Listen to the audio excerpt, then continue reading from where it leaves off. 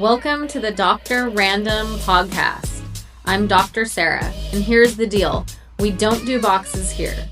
Every episode is different, every conversation has its own flavor, and no topic is off limits. If you're looking for predictable, this isn't it. But if you want real conversations, honest takes, and a touch of intellect in the best way, you're in the right place. This is Dr. Random Podcast. Hi, welcome to the Dr. Random Podcast. I'm Dr. Sarah, and today I'm actually going to be discussing digital artifacts. And I know some of you out there might be questioning what you think digital artifacts actually are, or you might have a misconception of what it is. So I'm here to kind of help clarify that and also focus in and share with you my actual study for my dissertation on my doctoral journey, which I took a year off of my career to complete. So this is something that, I had to sacrifice things and lived with my mother while I finished my dissertation. So it was a big deal.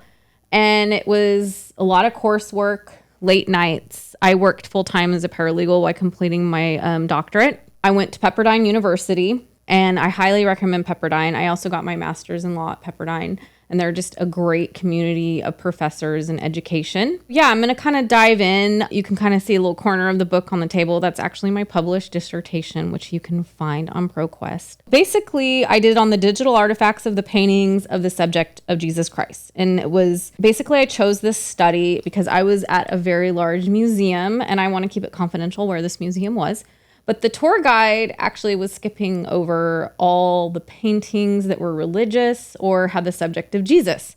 And I thought that was interesting. And I already kind of had an idea in my head that I wanted to do my study on something having to do to combine art with science. And so I chose this journey of doing digital artifacts. I'm very passionate about art, as I'm sure some of you may know. I'm an artist myself, and I just love art. I love being immersed in art. I love going to galleries and museums since I was a little girl. There is a museum where I grew up called the Hagen Museum, and there was actually a mummy there. And I remember I was so fascinated by that. So I used to love looking at National Geographic. So that's probably my love of photography too, where that comes from. I used to immerse myself looking at all my grandparents' National Geographic magazines. And so basically the problem why I chose this study is because very currently and recent, my study actually relates to the grand theft that happened in Paris recently of the royal jewels. Grand theft is part of the issue of the problem in my study. So it's to prevent religious paintings,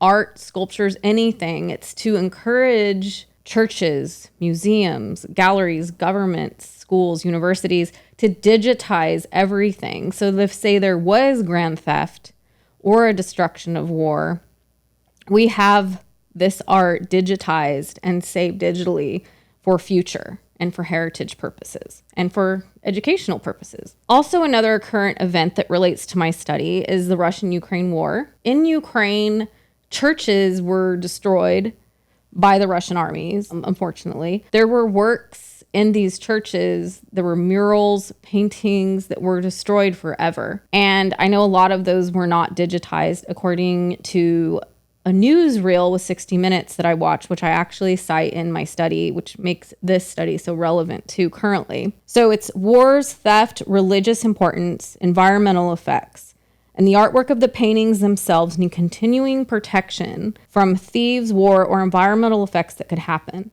That is why saving artwork digitally is crucial. The artwork can still be viewed even if it happens to be physically destroyed. So organizing and preserving the art of Jesus digitally is critical. And the paintings of Jesus being lost, misplaced, or worse, no longer displayed in museums is why saving everything digitally is so crucial. And digital artifacts through science strengthen the idea that visual learning is a more effective way of making data stick to our memory and knowledge base. And sensory literacy should be as involved in the educational curriculum as computer and textual literacy.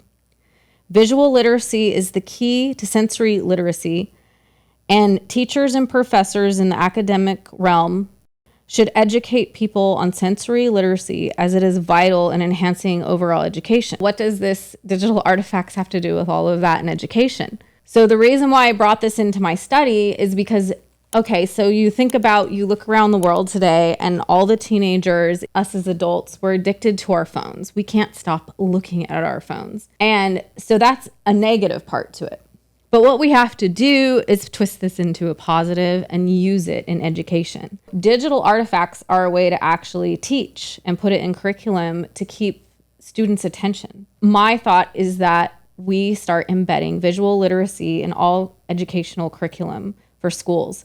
It's a way to get students to stop looking at their phone. Instead, they're going to be more interested in what they're being taught in school. So basically, if you think about if anybody's gone to the Van Gogh or the Monet experience, I mean, that is amazing. That's basically a digital art show. It's a digital artifacts realm of showcasing that art so that you immerse yourself. It's like an embodiment experience, visual. You're using your sensory literacy. To think about embedding in school systems, just kind of a visual way of learning is key.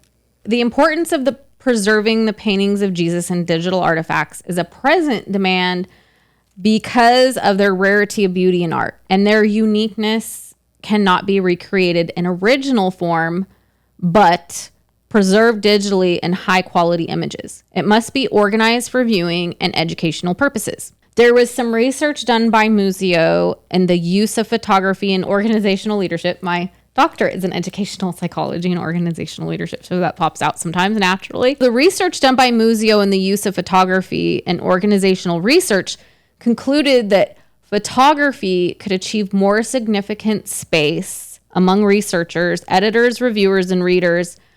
And according to researchers, photography is more accurate than an interview as a data source. My data source in my study is actually these photographs I took. I captured digital images of the religious paintings of Jesus. And art can help connect humans to God and reflect faith. And religious art communicates religious beliefs, traditions, and customs through iconography, the depictions of Christ's body, and paintings that tell his life story. The importance of preserving art in general and saving it digitally as best one can. First, one needs to understand fully the history and life of Jesus and how significant his life was to the point where he changed the world, not only in the past, but still today. And of course, images of Jesus in art, whether a painting or a sculpture, create a spiritual connection for those who believe and follow the Christian faith. Whether viewers are Christian or not, preserving and protecting these art pieces are crucial for future generations to ensure the preservation of the history and heritage of the followers of the faith and the generations to come. So you might be thinking, okay, what are the goals of my research? Right now, I'm just kind of referencing my talking notes from actually my presentations and defenses for my research. And the research had the goal of helping to preserve the imagery of Jesus and viewing artwork and icons portraying his life as a way to commence Jesus's life, a way to accomplish this through digital artifacts. And another goal in this research is to discover ways to teach digital pedagogy in the classroom, the subject of digital artifacts, and the theory and importance of teaching students in our digital world, a focus on adequately communicating art, media, and other topics visually. So I had to break down and focus on things that strengthened my study.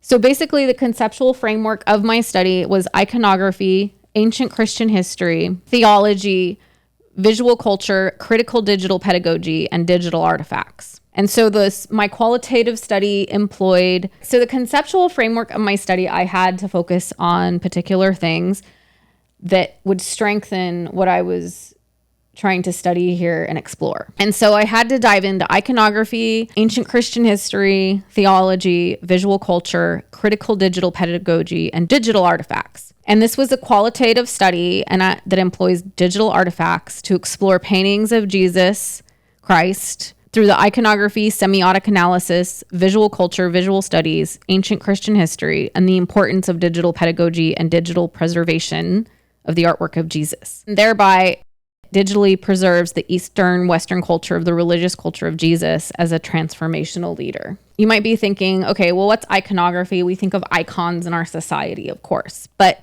iconography in itself, Christian doctrine is the point of portrayal, and the iconographic study lens used when assessing the images of Christ. Iconography is specifically for Christian sacred art. Natural and symbolic icons raise the soul and mind to the spirit realm. So in the 19th century, iconography emerged again, and past century works of art, including the present, occupy a special place in history. In visual studies, the relationship between the visual and cultural as two adjectives are entirely meshed, and the visual understood only through the cultural meaning-making process. A picture of Christ on a wood panel is an icon and focuses on the relationships outside the work. An icon is traditionally associated with portrait-style images centralized around the image of Jesus or Mary, generated among Eastern Orthodox, Oriental Orthodox, and particular Catholic churches. The context of the images is essential in ancient, medieval, and Renaissance art, for example. A lamb represents Christ and the art from the era of the Renaissance and prior, and the dove represents the Holy Spirit in the Christian religion, according to St. Luke. Iconography is one of the essential parts of the study of digital artifacts and the images of Jesus in the original paintings. Iconography distinguishes and defines configurations by portraying the meaning behind a painting or art piece. And iconographers claim that the significance created the image, but the image did not determine the importance of the icon. Iconography is really interesting. If you've gone to museums, you've been in Italy, France, even here in the US at the National Gallery of Art, you're going to see a lot of iconography. It's some of the most moving pieces of art that people are drawn towards. You can almost, in a way, think of the Mona Lisa as an iconography because people are so drawn to it. It is a person. She has become an icon. So Mona Lisa is considered an icon. And in the church, if you look at stained glass, it also centralizes around Jesus. So we have iconography even in stained glass. And then focusing on the theology in my study, of course, I had to reiterate the life of Jesus so that we would understand while analyzing the paintings, the story behind the paintings. So in order to analyze a painting, you need to understand what was going on behind it. So I dove into the theology of the life of Jesus. And I did that by citing actually the Bible itself. And I also like to point out, like say somebody's Buddhist and they want to focus on the paintings with Buddha, they would need to do the same thing. They would have to understand the theology behind Buddha, you could say, in a way. And then ancient Christian history, which is so interesting. I love ancient Christian history. You know, there was just that whole series that everybody loved called, the Bible and all of that, and everybody loved it. The Chosen were very popular. So ancient Christian history is just so interesting to me. And I've always loved, Greek mythology and the Greek icons and Alexander the Great. And that actually plays a huge role into this. In ancient Christian history, citizens of that time, they had questions about what this Messiah would look like. What would be remarkable about the coming Messiah? And moreover, what would he fulfill for us? Will the coming of the Messiah be like the leaders of that day, such as Caesar Augustus or Alexander the Great, either a great warrior and leader or king? But Jesus defies all of this questioning. Through time and history, Alexander the Great spread Greek philosophy and then knowledge on how to use Greek culture with Christianity. And before that, Greco-Romans believed Greek superiority existed when comparing their gods and philosophers of Logos to the Christian God of the universe. In the Greco-Roman mind in the ancient history, one could not comprehend that God would have emotions, that he would come to this earth in the form as lowly as a human man. And on top of that, in that time in ancient history, they could not believe that God would come out of the womb of a woman. Jesus was born under the rule of Caesar Augustus, and during that time of history, the Romans were very religious. And in addition, it is essential to understand that the male leaders of this time were very powerful and physically strong, a time when, in contrast, Jesus was a male baby born in the first century, not of wealth or title. And during this time, persons of significance and power were strong and powerful, impressive men like Caesar Augustus, who put a system in place to make the Senate feel like they were part of a larger, more significant cause. And among several other significant accomplishments, Caesar crafted, for example, what he called the princeps, the first citizen and point of honor.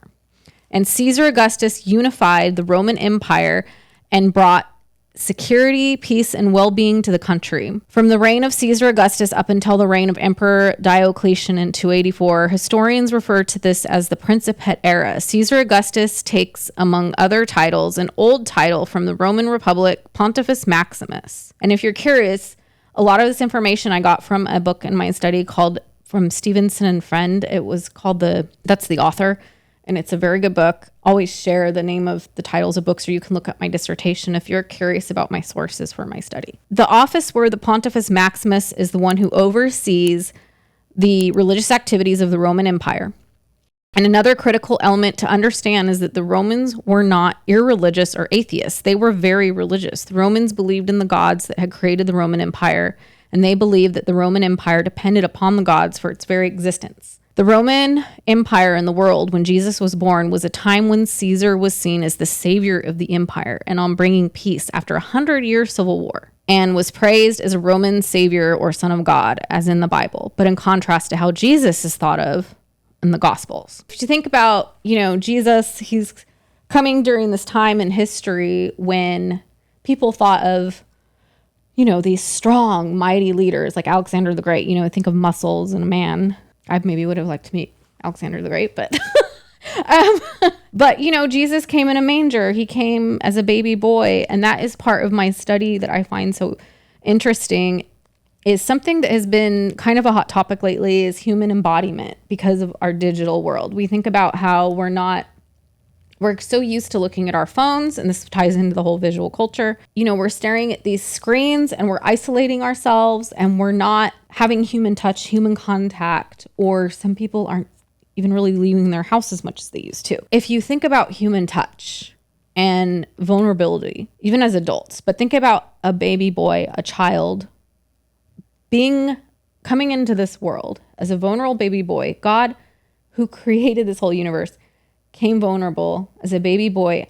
And this is what makes Mary so special. He chose Mary out of everybody. He came dependent and vulnerable in her arms as a mother. To me, when you are really studying and looking at all the paintings of Mary with baby Jesus, and you are thinking about that embodiment experience and that vulnerability that God had to come here on this earth in human form, it's quite moving. And especially with Christmas time coming up, I feel like talking about this, maybe you'll look at a couple things around Christmas a little different. When you see the images of Mary with Jesus, think about that embodiment and how he came vulnerable as a baby boy, and how it makes these art pieces so significant and so powerful that, it really is a connection and a portal, in my opinion, to the spiritual realm and connecting with God when you view these pieces of works. If you're like me, I get very moved by art, and especially in church when you're hearing the beautiful music and you're just surrounded by these beautiful works of art,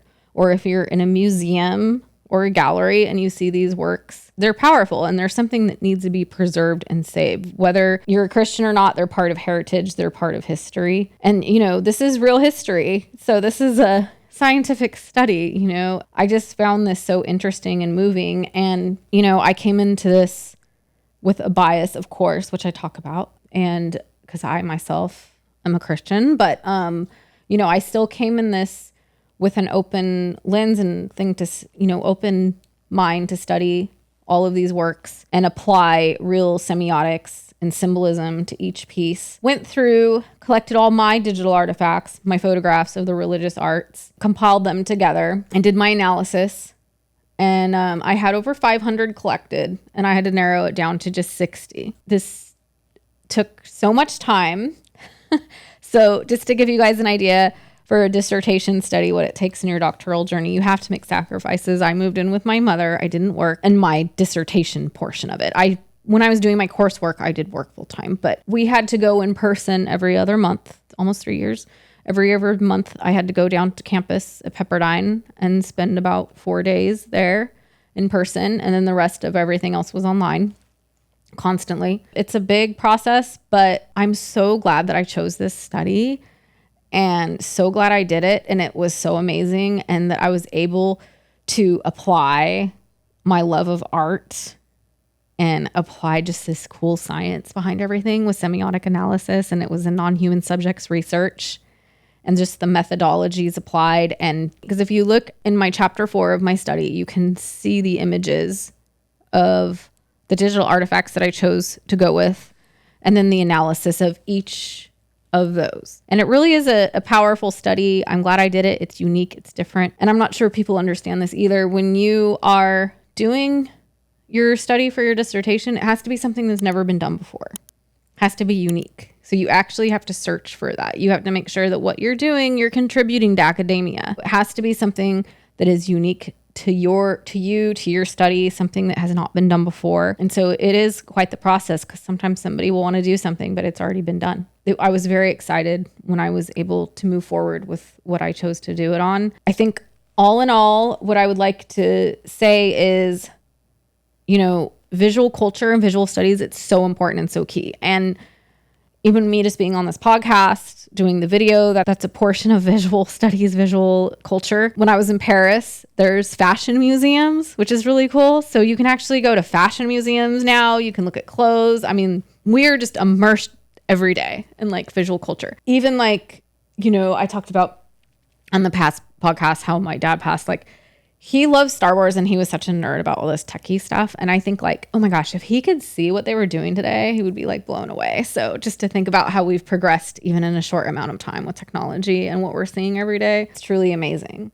I think that we need to twist what's going on into a positive, especially in academia, because we don't want to dumb down right now. We want to keep all of our future generation of kids. We don't want to dumb them down, them blankly staring at their phones and getting addicted. We want to immerse them in education and powerful knowledge that will help educate them and keep it interesting. And the way we're going to do this is by, applying digital artifacts in the classroom, applying visual semiotics, applying digital critical pedagogy in the classroom.